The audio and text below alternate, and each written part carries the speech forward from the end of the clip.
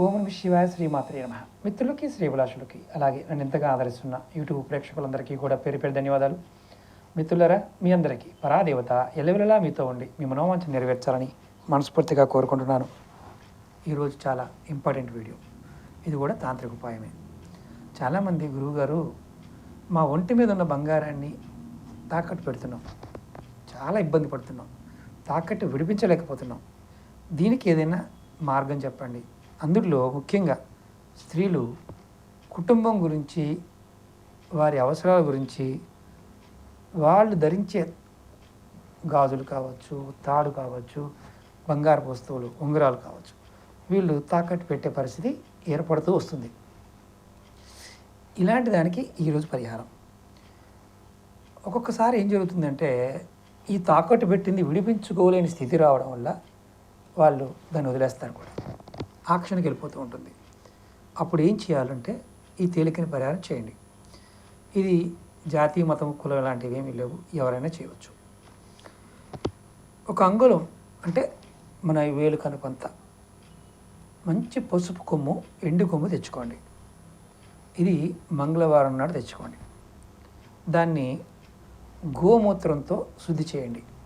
తర్వాత శుద్ధి చేసిన తర్వాత మీ పూజా మందిరంలో పెట్టి గౌరీదేవిని 9 మంగళవారాలు పూజించి 10వ మంగళవారం నాడు ఆంజనేయ స్వామి వద్ద ఉంచి, అంటే 9 మంగళవారాలు గౌరీదేవి పూజ చేయండి.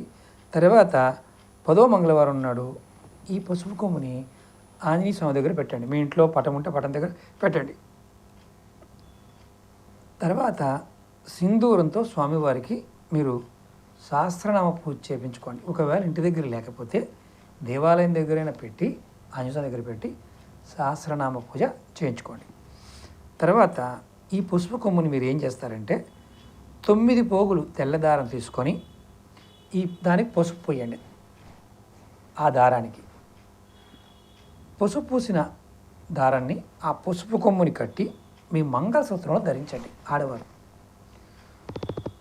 ఏదైతే మీరు పూజ చేయించిన సింధూరం ఉందో, స్వామివారికి సహస్రనామం చేయించారు కదా, ఆ సింధూరాన్ని మీరు పాపిట ఇక్కడ బొట్టుగా పెట్టుకోండి.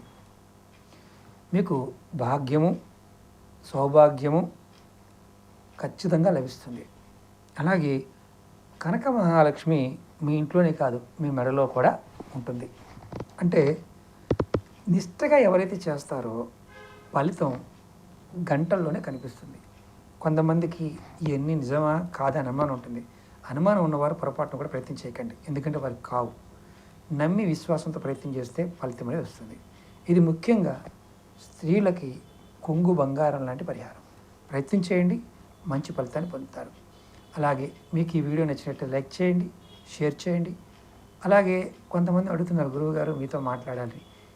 వీడియో డిస్క్రిప్షన్లో నెంబర్ ఇచ్చాను, ఆ నెంబర్కి కాంటాక్ట్ చేసి అపాయింట్మెంట్ తీసుకోండి. ఓం నమః శివాయ శ్రీమాత్రే నమః.